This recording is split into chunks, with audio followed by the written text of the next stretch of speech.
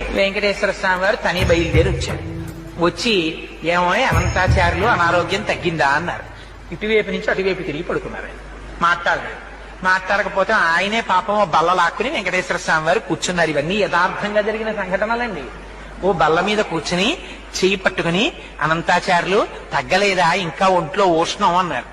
అంటే పాపం మీకు ఇప్పటికి తీరుబడి దొరికింది, మిమ్మల్ని నమ్ముకుని కొండ మీదకి వచ్చి ఈ నేల నుంచి పుష్పకైంకర్యం చేస్తున్నాను, 3 రోజులు అయింది జ్వరం వచ్చి పడి మంచాన, వచ్చి నన్ను పలకరించడానికి తీరుబడి కుదరలేదు, వైద్యుల్ని పంపిస్తానన్నావుట, ఏం పాపం నువ్వు వచ్చావేం ఖాళీ దొరికిందా అన్నారు.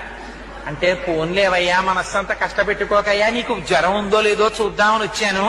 అనంతాచార్యులు నన్ను చూడాలన్న భక్తే తప్ప వైద్యులతో వైద్యం చేయించుకుందామని కూడా నీకు కోరిక లేదేమిటో, చూడు నీకు ఎలా తగ్గించేస్తానో అని ఒళ్ళంతా.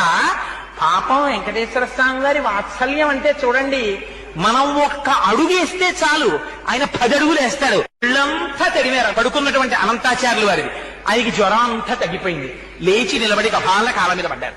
పడి స్వామి అలకొచ్చేసింది, ఏం చెయ్యమంటారు, ఎప్పటి నుంచో ఈ శరీరానికి ఉండిపోయిన ఉద్రేకం, అహంకారం, మీరొచ్చినా కూడా అంత కోపంగా మాట్లాడాను, మీరు రాలేదని మనస్సులో ఉన్నటువంటి వ్యగ్రత చేత అలా మాట్లాడాను, మరోలా అనుకోకండి స్వామి, నన్ను క్షమించండి అని ఆయన కాళ్ళ మీద పడ్డారు.